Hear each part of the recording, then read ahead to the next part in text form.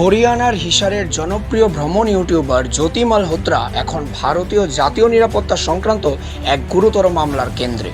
Travel with জো নামের YouTube channel, যার subscriber সংখ্যা 3.7 লক্ষেরও বেশি, সেই প্ল্যাটফর্মের আড়ালে সে নাকি জড়িয়ে পড়েছিল পাকিস্তানি গোয়েন্দা সংস্থার একটি গুপ্তচর নেটওয়ার্কে। শনিবার জ্যোতিকে গ্রেফতার করেছে হিসার পুলিশ।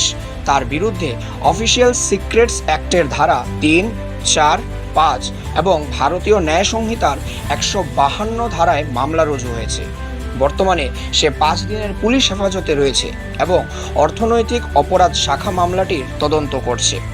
ইউটিউবের আড়ালে এক গোপন অধ্যায় ভ্রমণ ভিডিও এবং বিদেশ সফরের ডকুমেন্টারি বানিয়ে লাখো দর্শকের মন জয় করা মালহোত্রা একসময় ছিলেন সামাজিক মাধ্যমে ভীষণ জনপ্রিয় মুখ।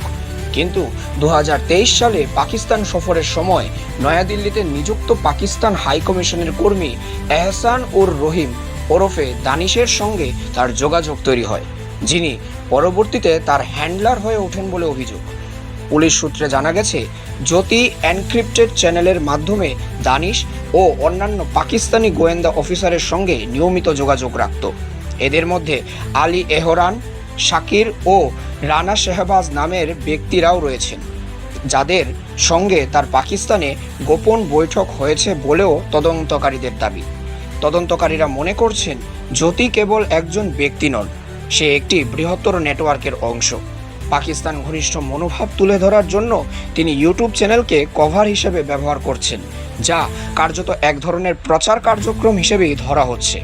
ইতিমধ্যেই এই মামলায় আরও 6 জনকে গ্রেফতার করা হয়েছে। ব্যুরো রিপোর্ট, প্রতিদিন ত্রিপুরা।